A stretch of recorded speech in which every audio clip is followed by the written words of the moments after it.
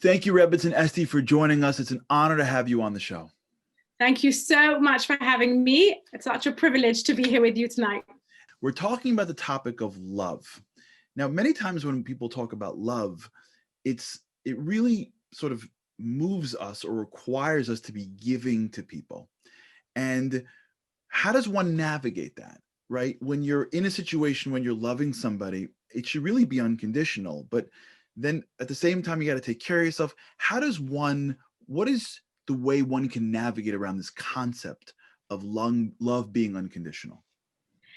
So when my husband and I first got married, we got married in London and then we moved to Israel. And a year later, we had a baby boy. And this baby boy was born very, very sick. We actually didn't know it at the time. He even had his bris on time. At about 10 days old, he started to have seizures. We were rushed to hospital and we stayed in that hospital till my son was 2 years old. And as they kind of did all these tests on him, they realized how many things were wrong with him. He had holes in his heart. He was missing a kidney. The amount of medical things that were wrong with him. He had underdeveloped lungs. He wasn't breathing properly, couldn't eat by himself. And there I was sitting in this hospital with my brand new husband and my brand new son. And the doctors were very not hopeful for his survival. They told us things like he wouldn't live to see his second birthday, and that basically we were going to be sitting in this hospital, and just until, his life ended and there was no hope. And I remember thinking after a few months, I have lots of emotions. Some are sadness, but some are like anger and disappointment. And I was trying to separate out what of my emotions have got to do with the situations and what of my emotions has got to do with my expectation of what kind of life I was meant to have or what kind of life my child was meant to have. Because when you are pregnant for 9 months and you talk about this child that's going to come into the world, you have so many thoughts about who they're going to be and how excited you are that you're going to start this family and it's so exciting and what's going to happen next. And you have already imagined in your mind, not only a bris, but maybe an upshare, and not only like maybe bar mitzvah, maybe one day, he's going to be this or that. And you speak about your baby as already a fully grown person. In your mind, you're already imagining everything. And then this child comes into the world that perhaps won't be here for very long with so many difficulties. This wasn't what I was expecting to happen. Wasn't what my child was going to be. How can that be? And I suddenly had like a light bulb moment. When in your life, when you have these epiphanies, you suddenly see things clearly. Just for a minute, you suddenly see things clearly. I thought to myself,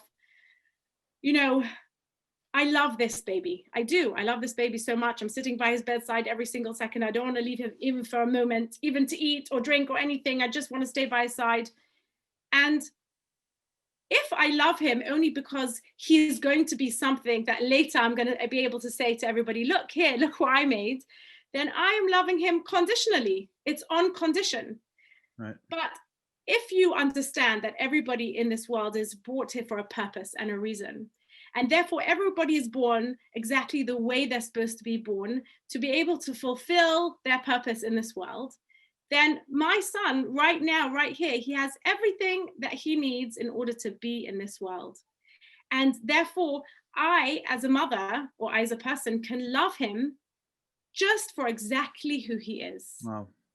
And it was a kind of epiphany of loving somebody for their mere existence, with no strings attached, no expectation for the future. There's nothing else. They have a soul, they have an neshama, they're here in this world, and I can just love their existence. Taught me a huge lesson that I took into everything else that I did in my future life. Thank God we have many other children who are all like bouncing around the house crazy. And somebody once said to me, Esti, every time one of your children walk into a room, your whole face lights up. That's what they said to me. And I don't even notice that I do that. And I thought to myself, yes, because I am just reveling in their beingness. Wow. I am just so happy that they exist. And there is no expectation. And when you love someone, just like you said before, when you love someone in that way, And you really get to know your children. Like, you know your children's good points and bad points. You know what they're going to have to work on when they're adults. You know their struggles that they're having right now and what's going to be a hindrance for them and what's going to help them. You know, everybody comes into this world with work that they have to do.